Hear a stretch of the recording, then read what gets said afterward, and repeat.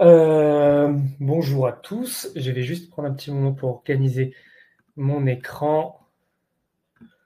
Hop là. OK. Et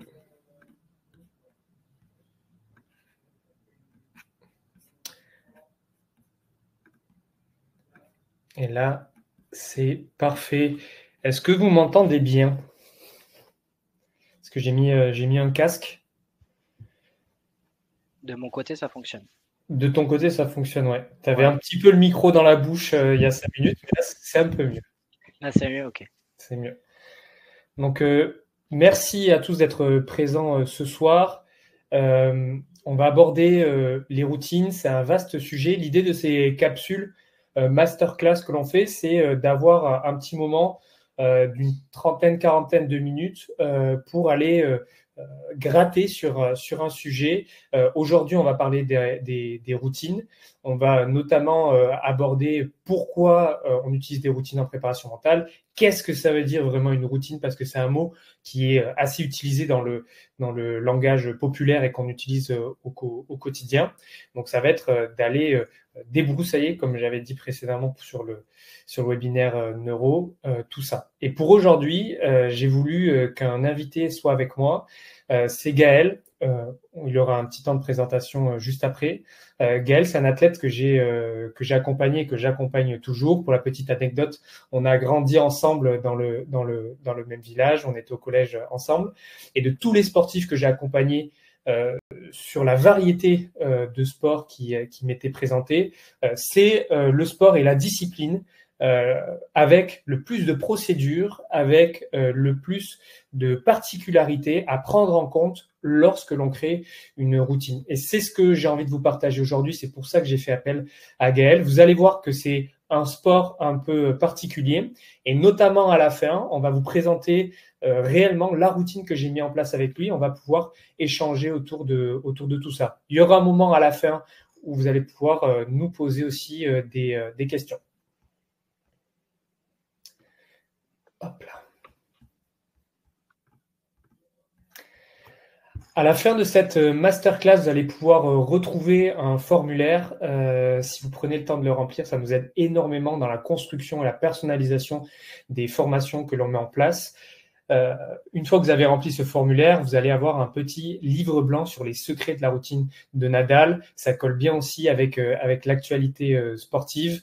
Nadal, il est très connu pour ses procédures, pour ses mimiques, certaines fois un peu moqué par toute cette chorégraphie qu'il fait avant un service. On va mettre le nez dedans, on va essayer de comprendre pourquoi il fait ça, quel est le lien aussi avec la préparation mentale. Je vous propose dans ce livre blanc de connaître sa routine avant la compétition et aussi pendant les matchs. Au programme aujourd'hui, on va avoir un temps sur une présentation personnelle, bien définir ce qu'est une routine parce que ça veut un peu tout et rien dire. Je vous montrerai des exemples de routines pour les sportifs. Qu'est-ce que les procédures dans une routine de performance, les 4 piliers, et on finira par la routine de Gaël. Pour ceux qui ne me connaissent pas ou qui n'étaient pas présents sur le webinaire concernant le neurotraining, je m'appelle Anthony Lespade, je suis préparateur mental du sportif, spécialisé en entraînement neurocognitif et dans l'accompagnement de sportifs de haut niveau. J'ai pas toujours été préparateur mental, j'avais une première partie de carrière où j'ai fait un petit peu de football à haut niveau, mais ça s'est vite arrêté pour moi, surtout pour des questions de mental, mais à l'époque, j'étais incapable de mettre le doigt dessus et de savoir pourquoi.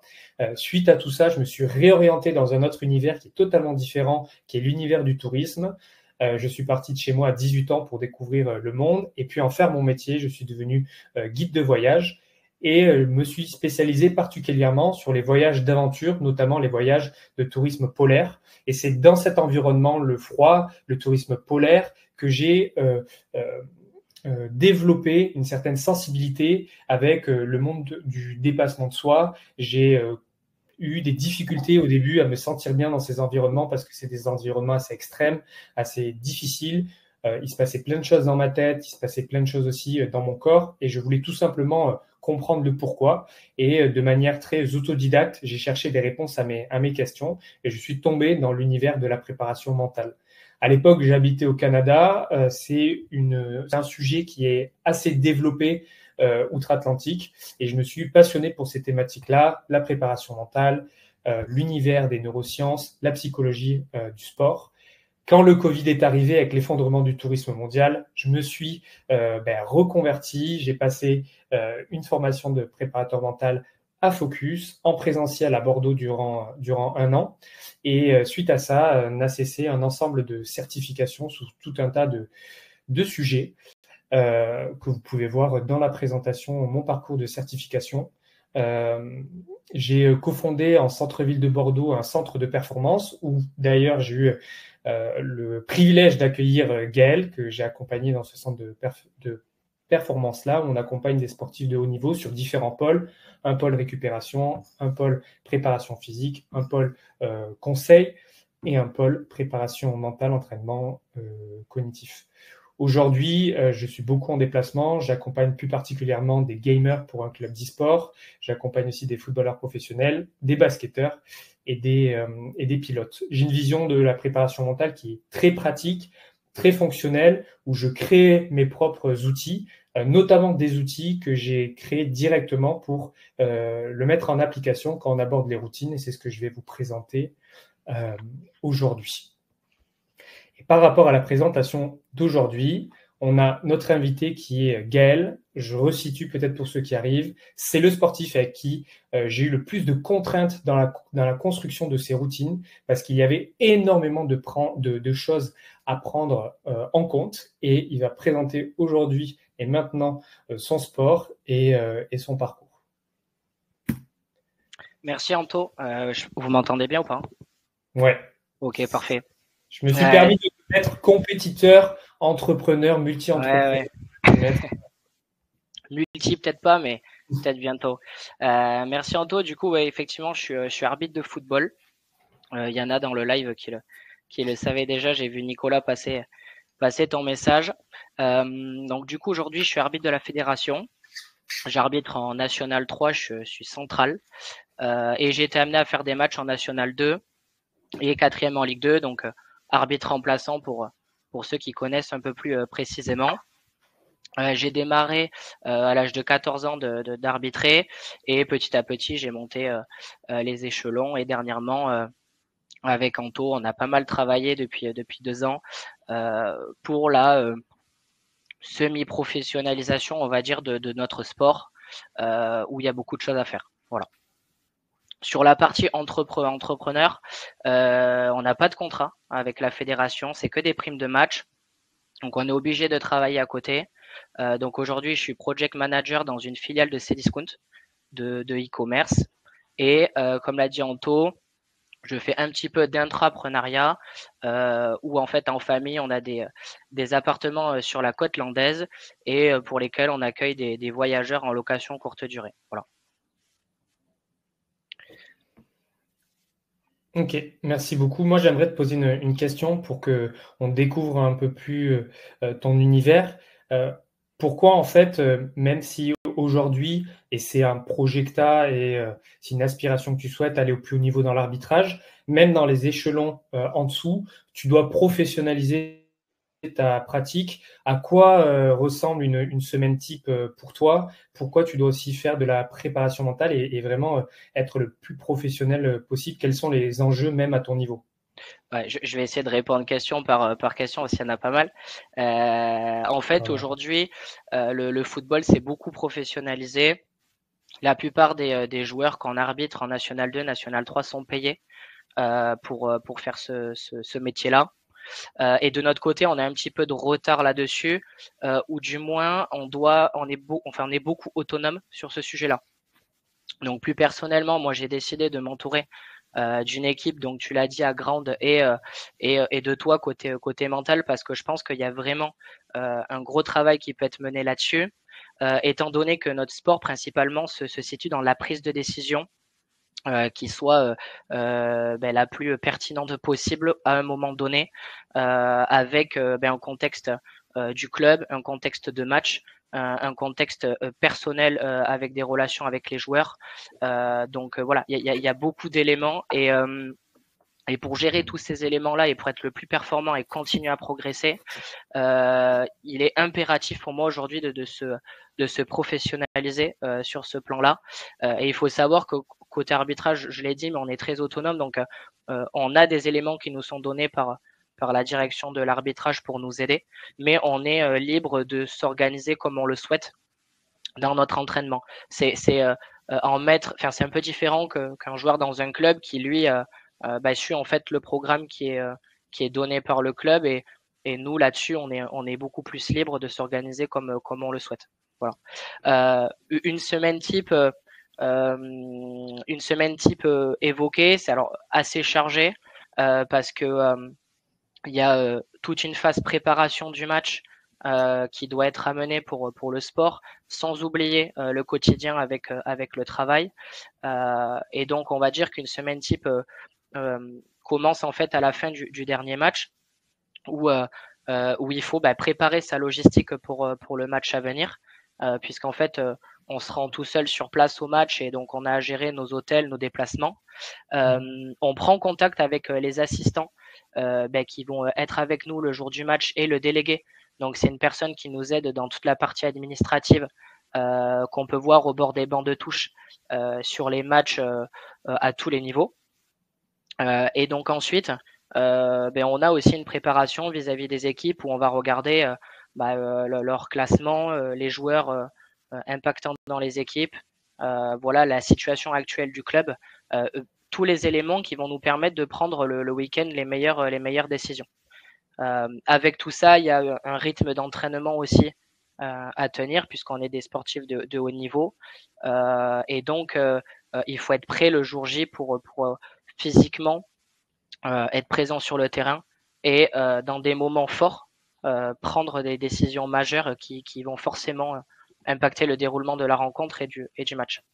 Donc il y a toute cette partie physique, et ensuite voilà la vie quotidienne avec la famille, voilà la partie travail qu'il ne faut pas oublier. J'ai la chance d'avoir un travail flexible qui me permet de pouvoir avoir cette activité en parallèle, et voilà les quelques projets qu'on a évoqués d'intrapreneuriat et autres qui m'animent. Et puis la dernière question que tu évoquais, Anto, c'était les objectifs, peut-être Non, c'était. Tu as déjà répondu. De mon côté, j'étais assez surpris en découvrant vraiment l'univers de l'arbitrage. Il y a forcément aussi un côté un peu politique. Je trouve que vous êtes assez esselé. Vous prenez part directement au jeu. Votre rôle est essentiel. Et de ce côté-là, après, l'envers du décor est que vous êtes très seul. Et vous avez tout un tas d'actions à mettre en place dans la semaine pour préparer le match. Et le jour J, c'est ce qu'on verra aujourd'hui, tout un tas de procédures aussi à respecter. Et en plus de ça, tu vas suivre une diététique, tu vas suivre un entraînement physique. Par exemple, c'est quoi? Tu as course sur piste, tu auras 2-3 séances de prépa physique, du cognitif. Ouais, effectivement. En fait, le sport m'a énormément plu comme Anto. J'ai démarré au foot avant, hein, j'ai été joueur, et à un moment donné, on est obligé de choisir entre les deux carrières. Et en fait, c'est un sport très complet parce qu'on doit être à la fois prêt physiquement, comme tu le dis, mais en fait, on prend 250 décisions par match. Et on a une demi-seconde pour les prendre. Donc c'est complet parce qu'il faut être mentalement prêt, émotionnellement prêt, et physiquement prêt. Et ça, y a beaucoup de choses à travailler. On commence petit à petit à voir des progressions dans ces éléments-là.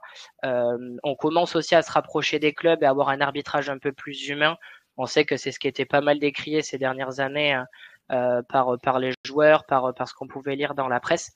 Donc on commence à y arriver. On commence aussi à évoquer les notions de préparation mentale, de routine, où on a les premières interventions en stage pour travailler ces côtés-là. Mais effectivement, on est maître de notre carrière en quelque sorte et de notre quotidien. Et pour ça, en fait, il est important de s'y préparer via des routines, via de l'accompagnement comme Grande peut le proposer, ou que ce que tu proposes, Anto, au quotidien. et en fait pour être prêt le jour J, et aussi avoir des moments où on peut évacuer tout ça, parce qu'en fait on est soumis à beaucoup de pression, que ça soit médiatique de la part des présidents de clubs, de la part sur le terrain des joueurs. On sait que on va dire l'échange avec l'arbitre n'est pas le même que d'autres sports comme chez nous le rugby. Mais il y a des évolutions, on a pu le voir à l'Euro où il n'y a que le capitaine qui peut parler. C'est un protocole qui va être mis en place sur les compétitions fédérales dans l'année à venir. Donc on a des axes d'amélioration là-dessus. Et il y a de belles choses à faire encore pour progresser. Ouais, ça, c'est vraiment un sujet qu'on va aborder.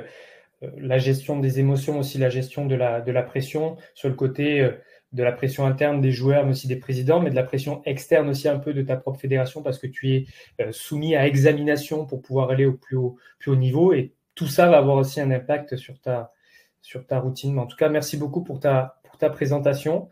Je vais rentrer dans une phase où les prochains slides seront du contenu sur les routines en préparation mentale, et on finira à la fin avec le lien que l'on vient de faire juste maintenant, la routine de Gaël qui a été mise en place pour l'arbitrage. Par rapport aux routines, en fait, du point de vue du préparateur mental, quand j'aborde ce sujet-là avec les sportifs, certains connaissent parce qu'ils ont vu, on parlait de Nadal, certains sportifs pratiquer des routines, avoir des procédures, des gestuels, etc. Mais pour tout un tas d'autres personnes, ce mot routine-là, il est très péjoratif. Et c'est ce qu'on retrouve dans notre quotidien, en fait. En fonction du contexte, la notion de routine peut avoir une connotation négative ou positive. Et avant d'aller plus loin, j'ai envie qu'on mette les points sur les i en comprenant qu'est-ce qu'une routine. On va voir 3 définitions. La définition plus classique du Larousse, la définition d'un point de vue du développement personnel, parce que ça part aussi d'ici, et comment ça en découle en préparation mentale. Si on se rapproche de la définition du Larousse, on retrouve les mots comme habitude mécanique, irréfléchie et répétitive, qui va résulter d'une succession de gestes accomplis sans forcément de réflexion consciente. Par exemple, la routine qu'on peut avoir dans le travail ou même la routine qu'on peut avoir dans un couple. Je vous laisse votre jugement sur ce côté positif et négatif, mais dans cette définition, la routine, elle est perçue un petit peu de manière péjorative, comme une monotonie et faite sans réflexion. Par contre, du point de vue du développement personnel, et c'est encore plus à la mode maintenant avec les daily routines, les morning routines, on va totalement de l'autre côté et on le juge comme un ensemble structuré de pratiques et d'habitudes quotidiennes visant à améliorer progressivement divers aspects de sa vie personnelle, comme on peut avoir des routines physiques, des routines d'étirement, des routines de lecture, des routines d'habitudes alimentaires, de méditation. Et là, ici, la routine, elle est vue de manière positive comme un outil de croissance personnelle.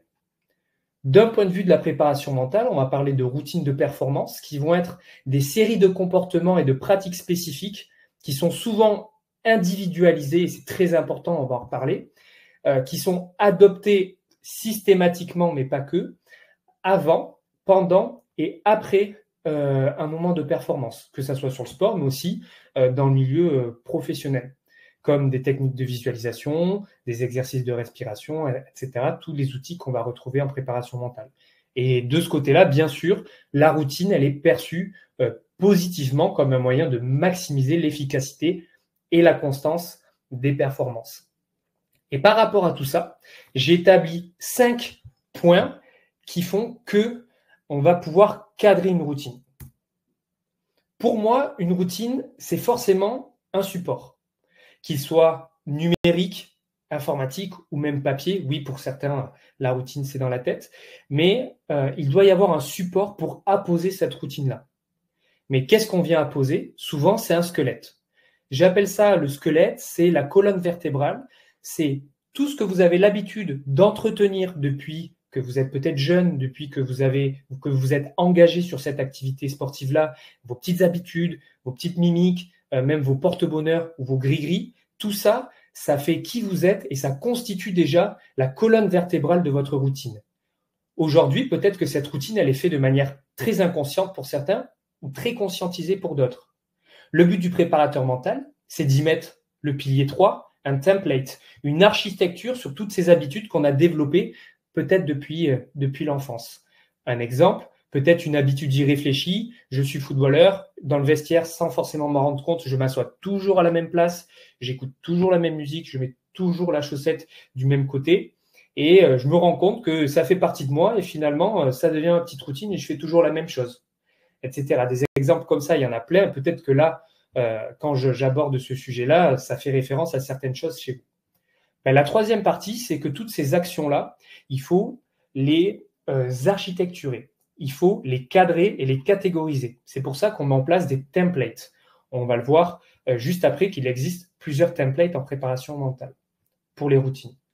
La partie 4, c'est qu'une fois qu'on a architecturé cette routine et qu'on l'a cadrée, on va pouvoir y ajouter des outils supplémentaires en préparation mentale.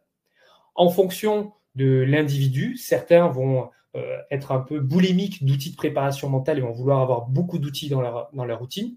D'autres vont en avoir un peu moins. On va venir y apposer des outils pour trouver l'équilibre entre la performance et le bien-être le jour de la compétition. Et ensuite, on a 4 piliers que je vais vous présenter, après dans le diapo. Maintenant, on va s'intéresser à qu'est-ce que c'est que les templates. Une routine, ça peut s'architecturer de différentes manières. Alors ça, c'est de ma propre création. Vous n'allez pas le retrouver dans l'encyclopédie de la préparation mentale, par exemple. C'est mes propres mots. C'est des routines que j'ai l'habitude d'utiliser avec les différents athlètes que j'accompagne et que j'ai pu créer en fonction de leurs besoins. Je me suis rendu compte qu'il y avait différents types de routines. Première routine, la routine chronologique. C'est souvent la plus utilisée en préparation mentale. Je vais d'un point A à un point B et je suis tout un tas d'actions successives et je valide tout un tas de points qui font que de ce point A à ce point B, qui est souvent le moment de performance, et le point A, ça peut être la veille au soir ou dès le matin, je vais suivre une chronologie d'actions qui va souvent suivre le déroulement de la journée. On verra ensuite pourquoi cette routine, elle est facilement applicable. Généralement, je la mets plus en avant quand les sportifs débutent en préparation mentale, mais quels sont aussi les côtés négatifs de cette routine? On a à l'opposé la routine ressources. Alors là, aucune chronologie. On va être sur une boîte à outils. On va venir piocher des outils en fonction de ce dont j'ai besoin le jour J. Souvent, c'est pour des athlètes un peu plus expérimentés, un peu plus confirmés en préparation mentale, qui ont une très bonne conscience personnelle, émotionnelle d'eux et qui vont savoir à quel moment ce dont ils ont besoin. Il existe aussi les routines cartographiques où là, on n'a pas de chronologie, on n'a pas de boîte à outils, mais on va plutôt organiser ces outils et sa manière de faire en fonction d'un lieu. Quand je me rends ici, je fais ça. Quand je vais là-bas, c'est le moment où je fais ça. Et on va plutôt tourner ça autour d'un lieu et autour d'une routine qui va être cartographique. On va avoir ensuite les routines qui sont intuitives. Donc là, il n'y a aucun déroulé, je suis rien du tout et je fais uniquement au feeling. Et ça peut peut-être vous surprendre, il y a beaucoup d'athlètes qui le font et oui, ça s'appelle une routine même s'il n'y a pas de structure. Et il en existe beaucoup d'autres, mais on n'aura pas le temps de les voir aujourd'hui. On va s'intéresser aujourd'hui notamment aux routines chronologiques parce que c'est les plus utilisées en préparation mentale.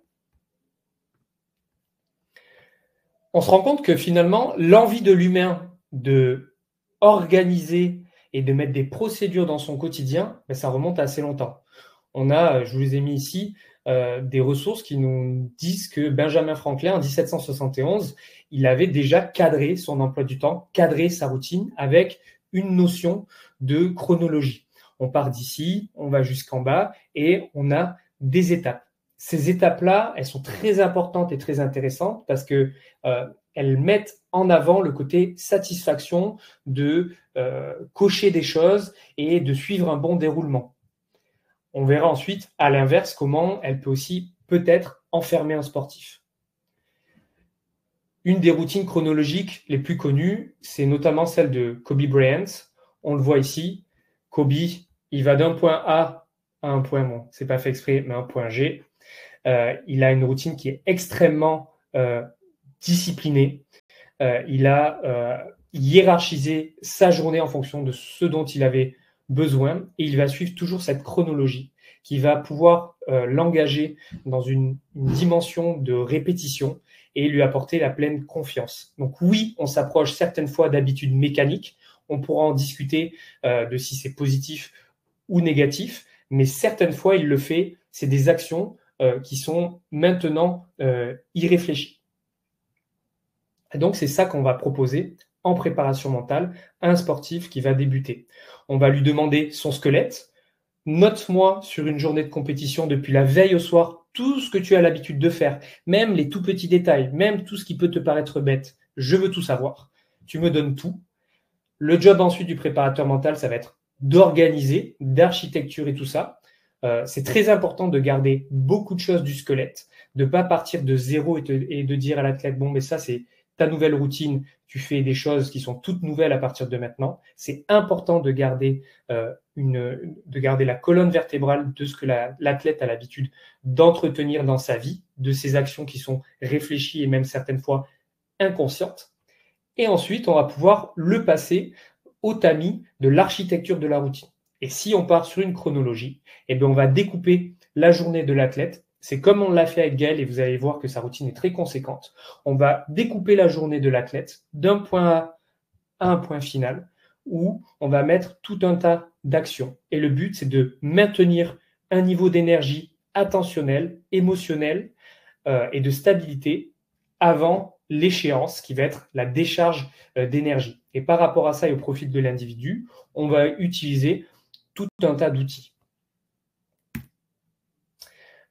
Les objectifs d'une routine chronologique, c'est structurer une journée de manière ordonnée pour maximiser l'efficacité et la productivité. C'est d'avoir la main mise sur la gestion du temps et de pouvoir développer une habituation. Attention à cette habituation qui est régulière, qui va favoriser, oui, la cohérence et la discipline. On peut créer des dépendances.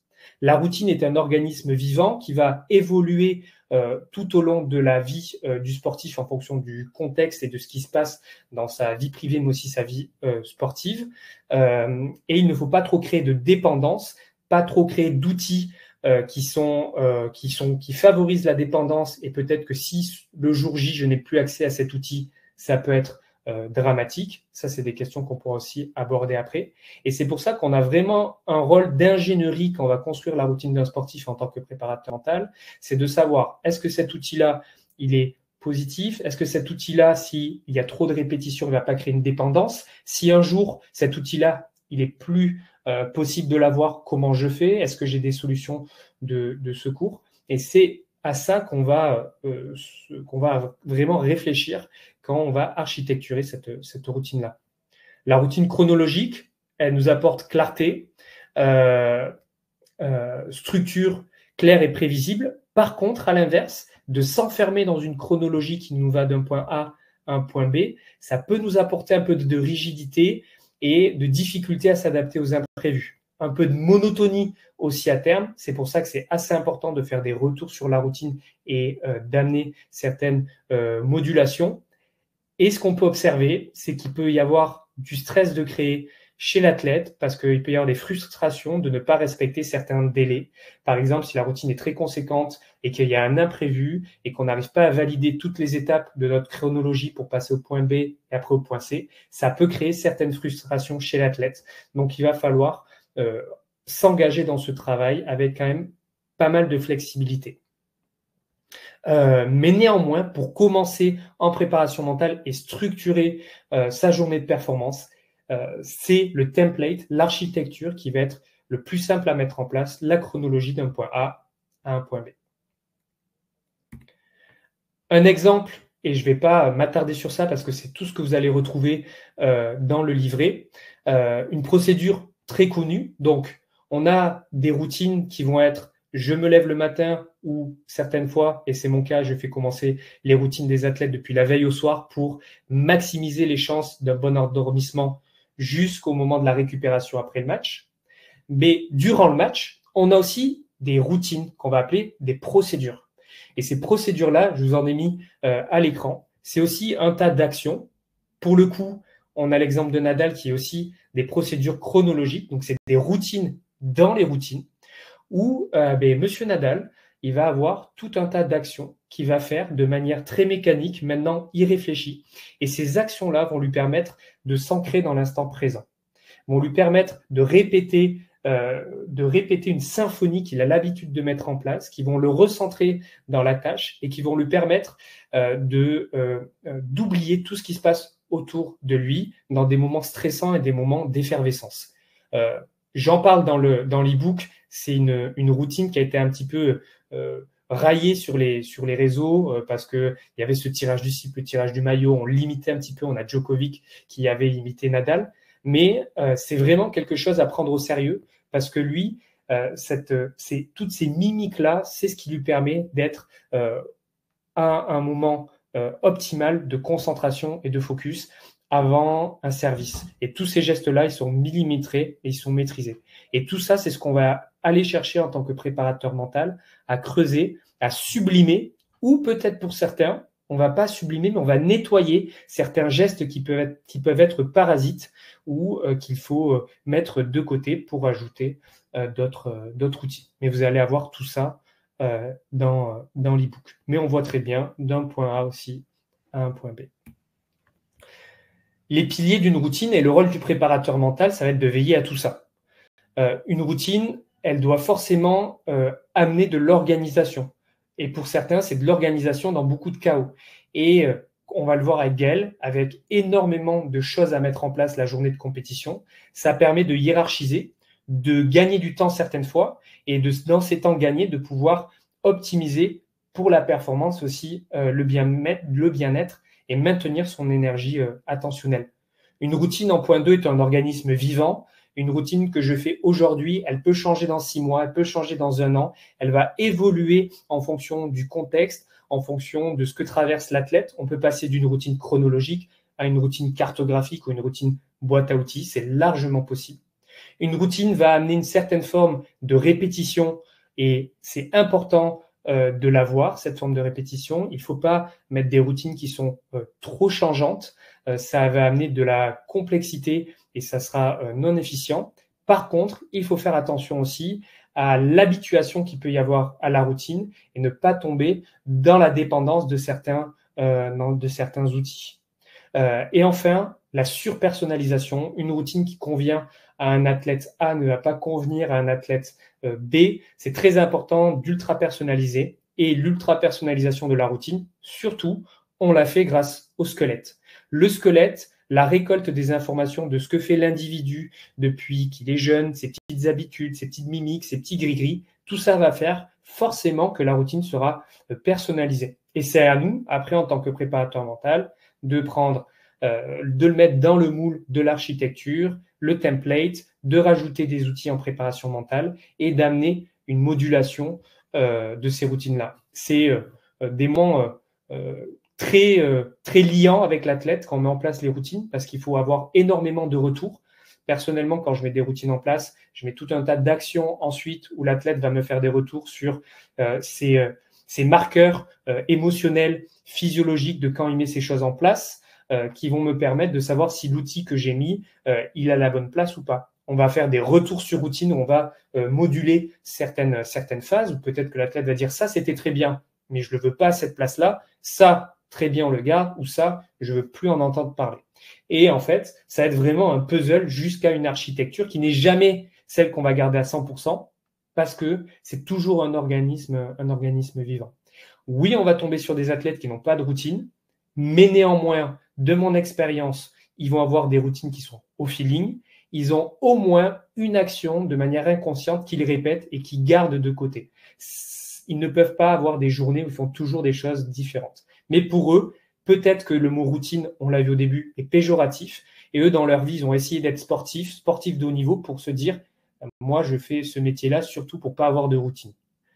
Ça m'est arrivé d'avoir des discussions comme ça avec certains athlètes, mais on se rend compte qu'ils ont au moins une architecture qui va cadrer leur journée. Souvent, c'est l'architecture inhérente à la pratique, mais ils ont tous aussi des petits trucs. Donc, voici les quatre points pour moi pour fabriquer une bonne routine chez un sportif. On va passer maintenant à la routine de Gaël. que vous avez juste sous les yeux. Je vais d'abord expliquer un petit peu et après laisser la place à Gaël. On voit que c'est un document qui est assez fourni. Lors de la construction, je me suis dit, mais c'est pas possible qu'il ait autant de choses à faire. Il doit être vraiment partout. Je me rendais vraiment pas compte qu'il y avait autant d'enjeux, autant d'engagement de la part de l'arbitre. Et c'est pour ça que j'ai fait appel aussi à Gaël ce soir. Donc, si on revient sur ce que je viens de dire précédemment, on part d'un point A qui est la routine du soir. On va aller jusqu'à un point B le matin. On a des moments qu'on a découpé le stade jusqu'au point E qui est le moment du match. J'ai envie que vous regardiez un peu en bas. Moi, mon métier, c'est que, bien sûr, en fonction de l'état du sommeil, on ne va pas partir avec la même énergie attentionnelle le lendemain. Si on a moins bien dormi, la jauge qu'on a en bas, elle ne va pas être remplie à 100%. On va partir que la nuit a été très bonne, on a 100% d'énergie attentionnelle, le lendemain émotionnelle, etc. Moi, mon but, ça va être de mettre en place tout un tas d'actions et de processus pour maintenir un maximum cette jauge d'énergie et qu'elle se vide uniquement au départ du match avec une action qu'on appelle l'activation qui va faire la fin du maintien de la décharge attentionnelle pour s'activer et rentrer complètement dans son match et décharger de l'énergie. Donc forcément, on ne peut pas prendre un athlète et le mettre dans un petit couffin depuis son réveil et le déposer le jour du match et qu'il ne fasse rien dans sa journée. On va le voir avec Gaël, il a énormément de choses à faire. Donc forcément, il en dépense de l'énergie dans la journée. Mais le but, c'est que quand on a une dépense énergétique parce qu'il doit faire quelque chose, on va essayer de se procurer un moment, il peut regagner en énergie ou se reposer juste après. Donc c'est vraiment à chaque fois une balance que l'on doit trouver. En haut, on a le squelette de Gaël. Donc ça, c'est toutes les habitudes qu'il entretient, mais aussi les choses obligatoires qu'il doit faire dans son rôle d'arbitre. Et juste en bas, on a les outils de préparation mentale que moi, j'ai appliqués et travaillé au préalable avec Gaël. Le but, ça va être de répéter les routines pour que le jour du match, il y ait le moins de nouveautés possible. J'ai beaucoup parlé. Je vais laisser la place maintenant à Gaël. Déjà, je vais t'introduire en te posant une question. Qu'est-ce que ça t'apporte une routine? Qu'est-ce que ça t'apporte un document comme ça? Et ensuite, tu pourras nous expliquer quelles sont toutes les procédures obligatoires que tu as en tant qu'arbitre et pourquoi c'est aussi vaste. Merci Anto. Aujourd'hui, cette routine-là me permet, je pense, on va dire la veille déjà de rentrer dans mon match et de me dire, ok, ça y est, là j'y suis, je vais dérouler mon plan et même si j'ai des éléments extérieurs qui peuvent arriver et qui peuvent me déconcentrer en quelque sorte dans cette routine-là, parce que ça arrive et le métier le demande, ça me permet vraiment de savoir où je vais. Et ça, c'est assez important. C'est une forme de répétition d'entraînement, comme on peut le faire physiquement. C'est-à-dire, je répète à l'entraînement mes gammes. Et en fait, quand j'arrive au moment donné, j'entends, je me sens bien. On va dire que j'ai pas de pression supplémentaire et je suis dans ma routine habituelle et je suis prêt, comme j'ai pu le faire les derniers matchs, les dernières semaines, les derniers mois. Donc ça m'amène vraiment cette notion de tranquillité, cette notion de je me recentre sur l'instant présent et j'ai moins de pensées négatives qui me sortent, on va dire, de ma préparation et de ma concentration pour le match. Et même si on en a, parce que c'est normal d'en avoir par rapport à l'événement qui arrive, c'est de pouvoir se reconcentrer rapidement sur l'instant présent et ce que je suis en train de vivre. Et voilà, qu'elle me traverse, mais qu'elle me hante pas et que je puisse continuer dans ma journée et dans l'approche du match à être tranquille. Et toi, le fait d'avoir quelque chose d'ultra cadré comme ça, avec des procédures, c'est pas quelque chose qui te fait peur, comme je viens de le dire, qui te cadre trop, qui t'enferme trop? Alors, moi, je suis plutôt du style rigoureux et assez carré, donc c'est plutôt des formats qui me plaisent et on l'a construit ensemble, donc c'était forcément quelque chose qui collait à ma personnalité, à ma fonction, à ce que j'ai besoin. Néanmoins, on l'a testé cette préparation. On a fait quelques ajustements au cours du temps avec des choses qui me convenaient plus que d'autres. Et je sais que même si à 100% je peux pas la réaliser, si déjà j'en fais, je sais pas, 50-75%, je serais déjà rentré dans mon match et dans cette routine-là en fait. Et le risque, tu l'as évoqué avant, mais c'est que on se dise ah ben j'ai pas pu faire ça, ah ben du coup ça va mal se passer. Non, c'est pas le but. Vraiment, le but c'est que ça nous accompagne, mais qu'aussi on ait du recul en se disant ben si je peux pas la faire entièrement, c'est pas grave, je fais évoluer, je me reconcentre et dans le métier qu'on a, on peut avoir notamment à l'approche du match, notamment côté administratif ou voilà dans tout ce qui peut aller autour, mais qui n'est pas la rencontre, des choses qui ne se sont pas passées dans les routines précédentes et qu'il faut savoir gérer. Voilà, C'est ça dont tu parles. Un footballeur, lui, va arriver, va avoir le temps de se mettre dans son match, dans le vestiaire, de prendre soin de lui. Toi qui vas être au centre du jeu, quand tu arrives, tu as tout un tas d'actions à faire et tu as finalement pas autant de temps qu'eux pour rentrer dans ton match. Est-ce que tu peux un peu détailler toutes les procédures que tu as respectées en tant qu'arbitre? Oui, bien sûr.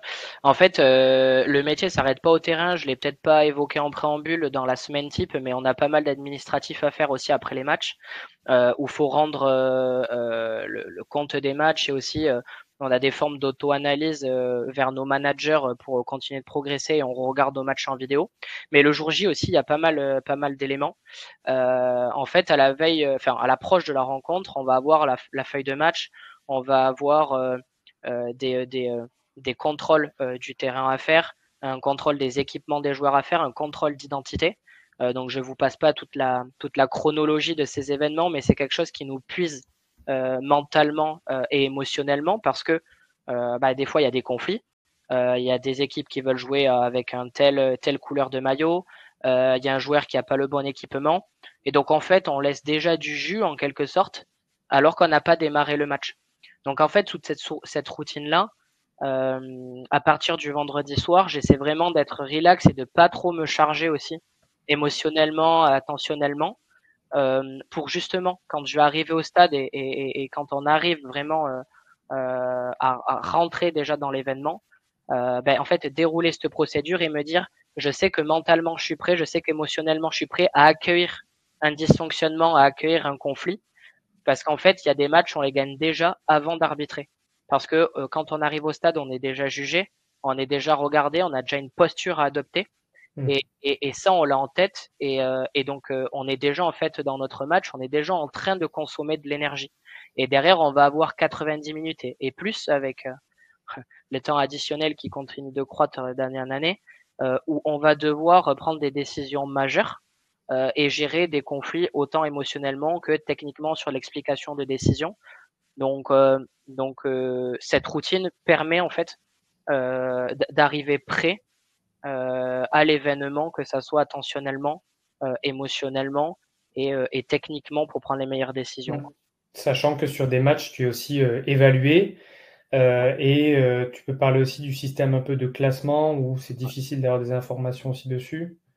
Donc là, ouais, donc effectivement, là j'ai évoqué le classique côté joueur, côté terrain. Nous, on est comme les équipes, on est dans une forme de championnat entre nous, où il y a des montées, des maintiens et des descentes. La particularité, c'est qu'on ne sait pas avant de démarrer la compétition combien il y aura de montées, combien il y aura de descentes.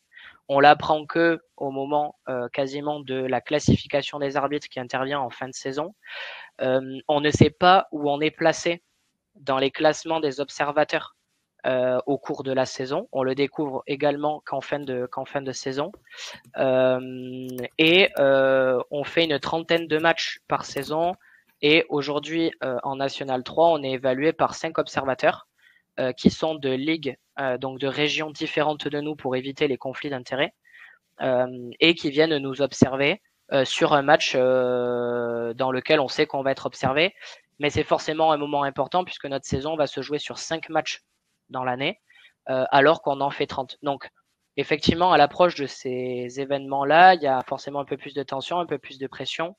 on est forcément un peu plus attentif à la routine, à comment ça va se passer. On essaie de pas laisser place au hasard sur tout ce qui est avant le match, pour vraiment ensuite pouvoir se concentrer sur le match et faire la meilleure performance possible aux yeux de l'observateur, puisque in fine c'est lui qui va nous mettre qui va nous classer. Donc c'est un classement au rang, il va avoir les X arbitres de la poule, et il va faire un classement de 1 à X suivant le nombre qu'on est, qui varie chaque année de nombre d'arbitres. Et à la fin de la saison, ensuite, on connaît nos classements, savoir si on évolue au niveau dessus, si on est maintenu dans la catégorie ou si on est amené finalement à descendre d'une catégorie. Et toi, tu fais ça pour aussi un but de performance, c'est d'aller le plus haut possible pour ceux qui se posent la question. Bien sûr. L'idée, en me faisant accompagner et par Grande et par toi sur ce volet-là, c'était pour performer, pour monter en niveau et atteindre le plus haut niveau, et aussi personnellement continuer à progresser dans tous les projets que je peux mener à côté, puisque l'accompagnement qu'on a aujourd'hui ne sert pas que dans cette partie sportive, il me sert aussi professionnellement à évoluer et également plus personnellement dans les projets que je peux mener à côté. Pour ceux à qui c'est un peu abstrait ce document-là ou qui ont peu de figures de référence sur ce que peut être une routine, là on a quelque chose qui est quand même ultra conséquent. Normalement, quand je vais découper la journée d'un athlète sur une routine chronologie, on a le soir, le matin, on arrive au stade et on passe rapidement au vestiaire, au match. Là, il y a tellement de procédures et de choses à respecter qu'on a dû découper le stade en 3 parties qui arrivent avec le moment simple, mais qui est important, du café avec les bénévoles. Sur le côté administratif, le maillot, se changer, aller checker les terrains, mais s'échauffer aussi parce que il faut penser à sa condition physique, les feuilles de match, les consignes capitaines, etc. C'est extrêmement dense et c'était pas forcément facile de pouvoir placer des outils à ces moments-là. Ce qu'on va faire, c'est qu'on va passer aux questions. Je vais laisser le document pour ceux qui ont des questions par rapport au document. Juste avant, comme on arrive à la fin de la masterclass, n'oubliez pas qu'on va vous envoyer un petit mail et que vous pouvez remplir ce formulaire pour obtenir le livret blanc. Donc, on peut passer maintenant aux questions. En tout cas, merci Gaël pour toutes ces explications. J'espère que c'est un peu plus clair aussi pour vous. Et puis, on est à votre écoute.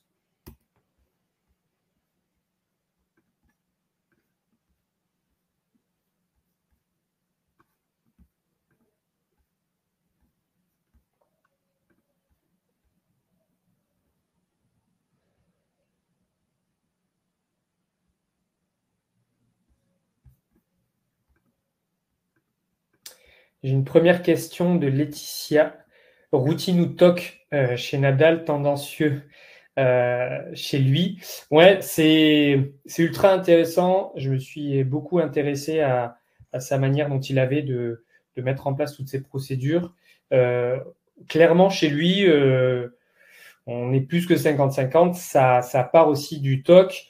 Il n'y a pas d'outil externe. Il va utiliser son propre corps comme routine où il va se toucher l'épaule, se remettre les cheveux, toujours de la même manière, se toucher, se remettre un petit peu au niveau du short et du caleçon. Donc oui, ça peut clairement venir du TOC, mais il y en a énormément d'autres athlètes qui ont des TOC.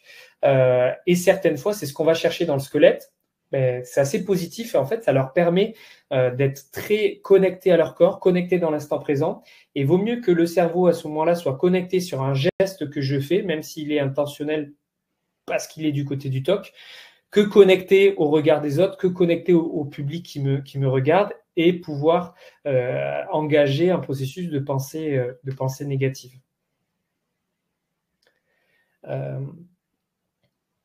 On a d'autres questions. Mathis, comment est-ce que tu récupères ce squelette? Rédaction de chacun des points. Tu laisses l'athlète le faire de son côté. Ça va varier en fonction du préparateur mental. De mon côté, j'évalue le degré d'autonomie aussi de l'athlète qu'il a à être conscient sur ce qu'il fait. certains athlètes qui vont être assez autonomes, ils peuvent le faire de leur côté. Je mets vraiment l'accent sur fais attention aux choses et vraiment même les petits détails qui te paraissent un peu bêtes et futiles, je veux les savoir quand même. On peut aussi questionner l'entourage si l'athlète est un peu jeune ou si les coachs sont très présents pour avoir des informations parce que certaines fois les gestes sont faits de manière mécanique et inconsciente, donc on ne le remarque pas. Mais sinon, ça va être un moment où je vais récolter les informations que l'athlète aura écrit au préalable. Donc oui, il y a une rédaction de ces points du côté de l'athlète.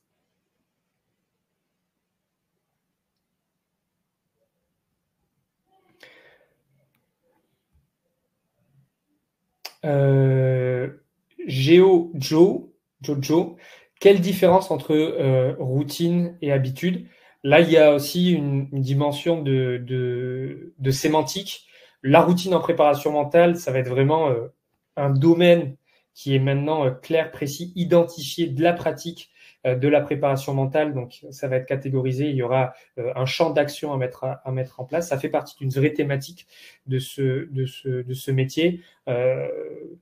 Mais si je réponds un peu plus à ta question, des fois la frontière, elle est difficile parce que c'est vraiment la conscientisation de ce qu'on fait.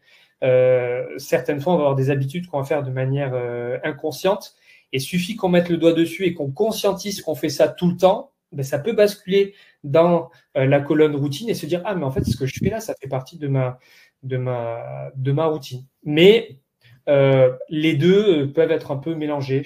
Toi, Gaël, quelle vision tu as par rapport à ça? Bah, Bonne la question.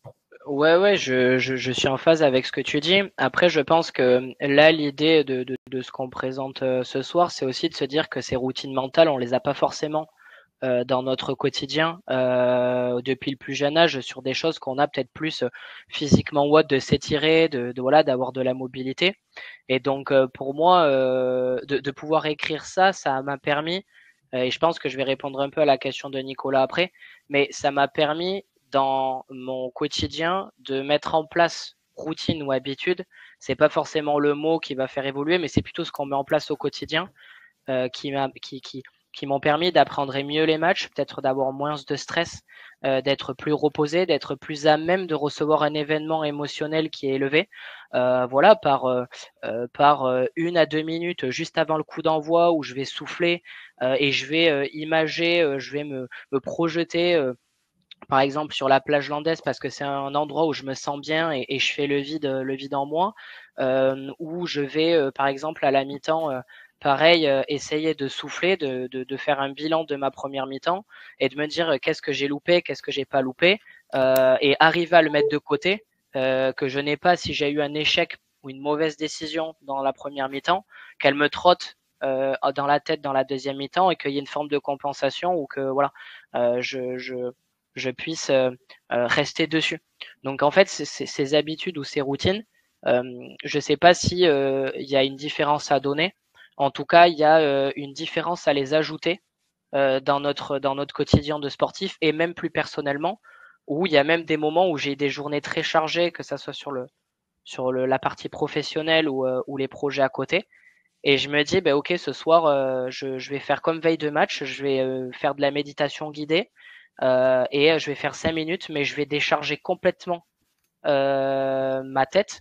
Et en fait, ça va m'aider à performer peut-être 4 jours après dans le match parce que bah, je vais passer une bonne nuit, parce que j'aurais pris l'habitude en fait d'avoir ce temps-là pour moi à ce moment, à un moment qui était fort pour moi et qui m'aurait gêné pour le reste de ma semaine.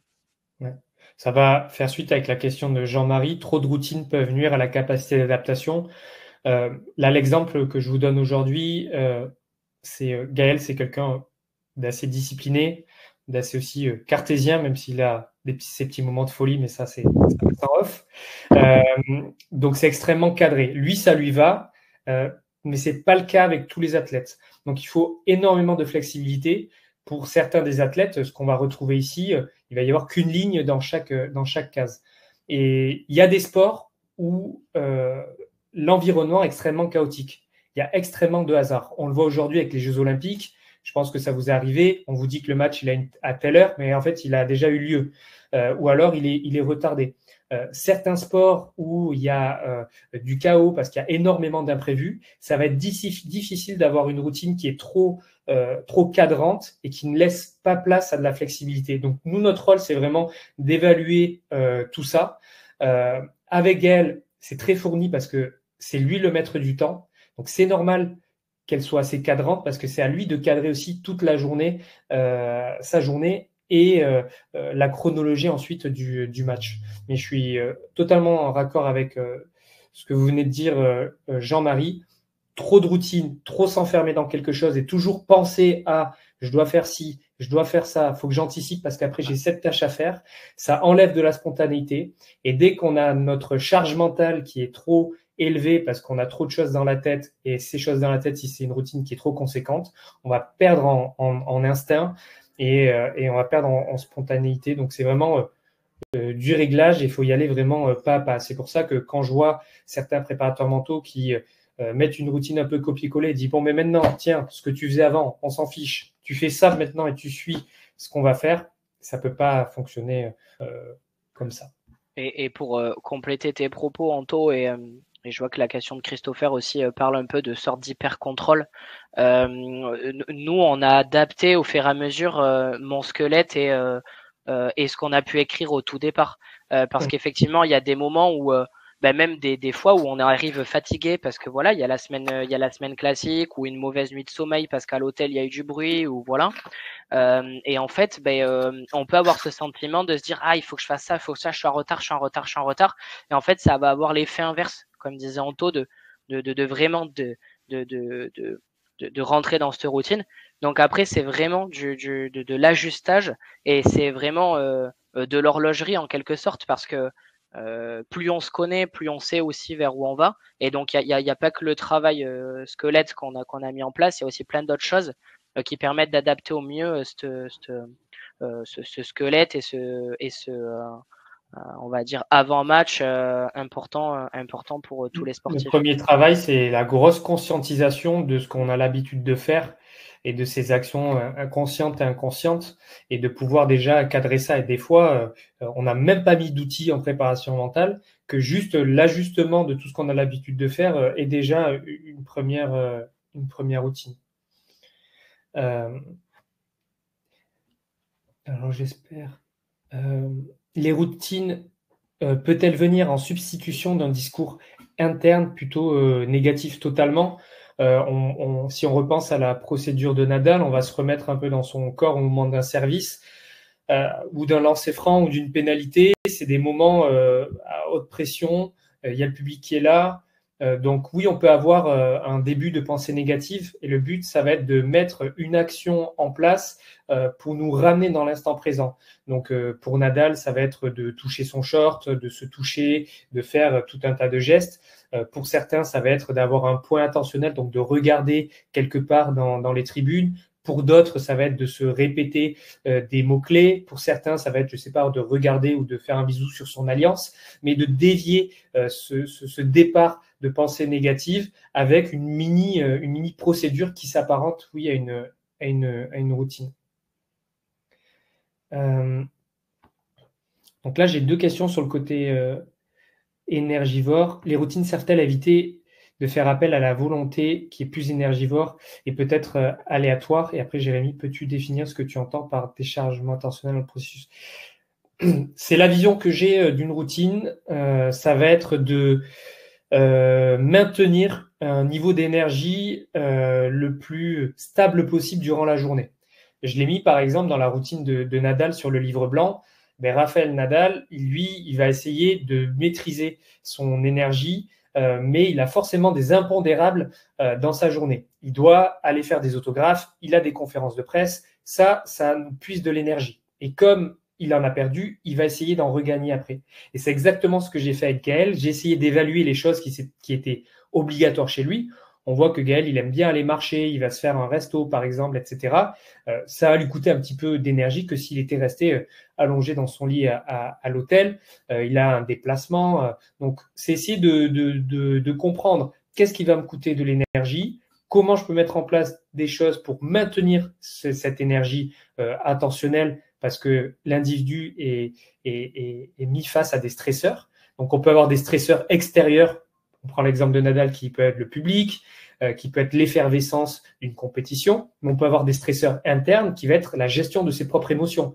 Et certaines fois, un athlète qui est tout seul durant toute la journée jusqu'à son moment de compétition, mais il est tellement en conflit avec ses émotions qu'il se puise son énergie tout seul. Donc, il va falloir mettre en place tout un tas de procédures pour regagner en énergie attentionnelle. Et quand je parle de décharge attentionnelle, pour moi, c'est le moment où on débute l'activité. Si on prend l'exemple d'un haltérophile, la décharge attentionnelle, ça va être au moment du lever. Le basket, ça va être au moment de l'engagement. Je sais qu'à partir de ce moment-là, on va avoir une dépense physique, une dépense nerveuse, une dépense énergétique. Et le but de la routine, c'est d'amener l'individu à une phase, et on pourra faire une masterclass à ce sujet-là, qui est l'activation.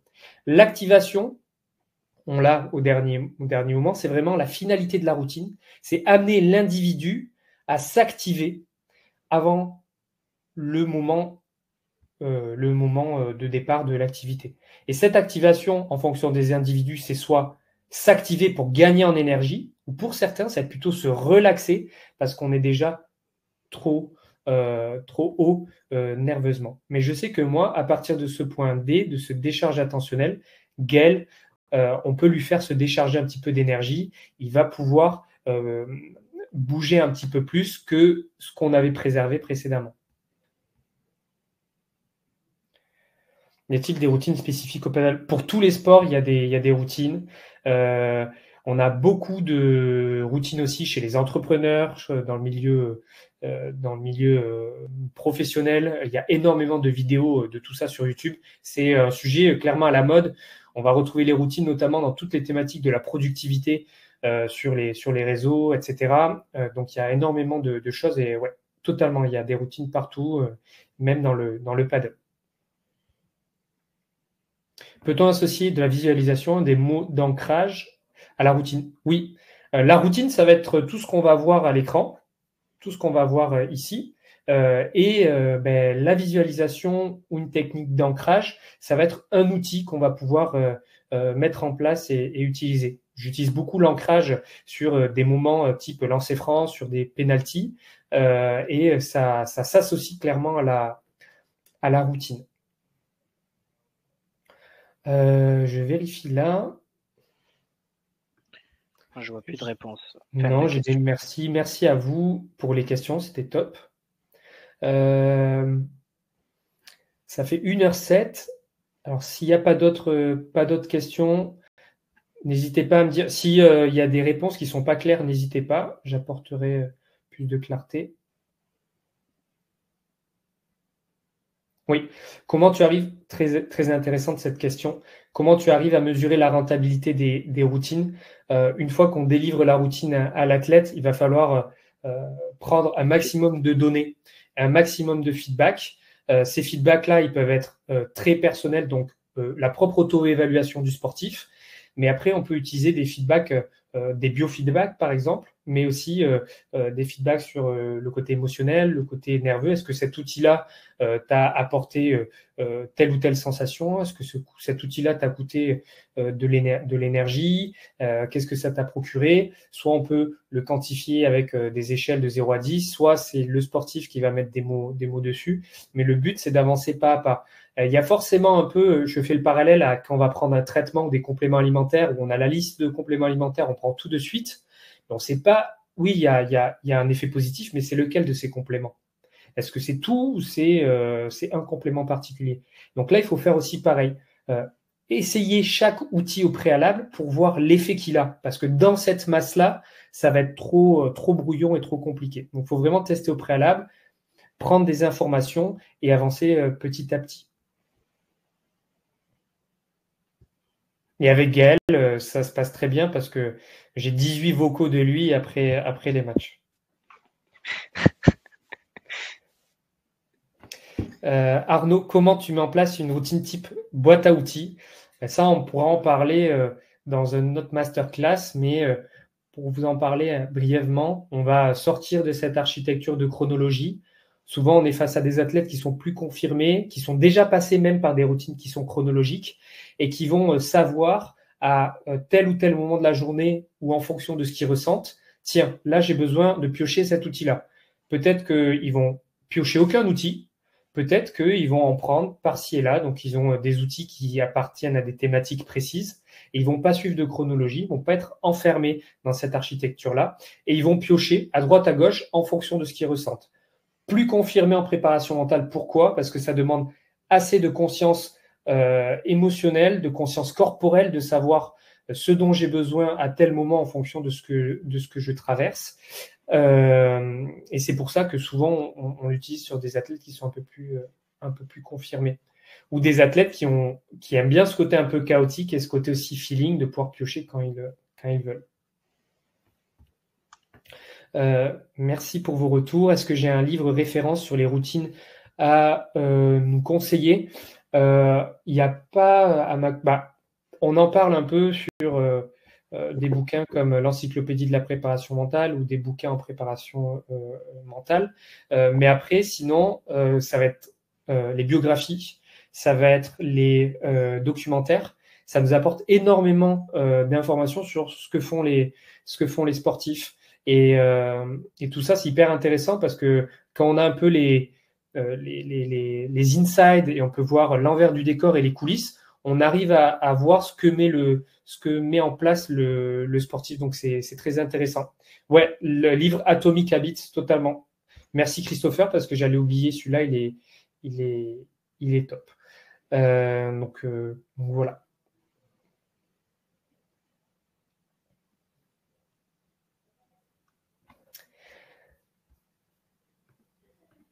En tout cas, merci beaucoup pour toutes ces questions. J'espère que vous avez passé un bon moment. On se retrouve pour une nouvelle masterclass. Le prochain sujet encore secret. N'hésitez pas à nous dire sur le formulaire si vous avez aimé ce format-là avec un intervenant. On n'hésitera pas à le remettre en place. N'hésitez pas vraiment à être honnête si c'était trop long, s'il y a des choses qui vous ont pas plu. Au contraire, aussi nous encourager si ça vous a parlé. Merci pour toutes ces questions. Ça fait 1h15 qu'on est ensemble. Et 19h13, là, les JO battent leur plein. Et on va vous laisser aller regagner vos télés. Et puis, moi, je fais un merci personnel à Gaël de nous avoir donné de son temps et de nous avoir partagé ce quotidien-là qui est assez méconnu, qui est celui de l'arbitrage et qui demande aussi énormément de soutien. Et j'espère que ça vous aura intéressé. Merci Anto, merci à tous. Ça fait plaisir de pouvoir un peu vulgariser notre profession parce qu'on n'est pas souvent sur le devant de la scène pour le côté positif. Donc c'était un bon moment. Et puis après, si tu as des questions, Anto, plus précises sur tout ça, je reste dispo pour vous y répondre. Merci en tout cas pour votre écoute. Merci beaucoup. Belle soirée à tout le monde.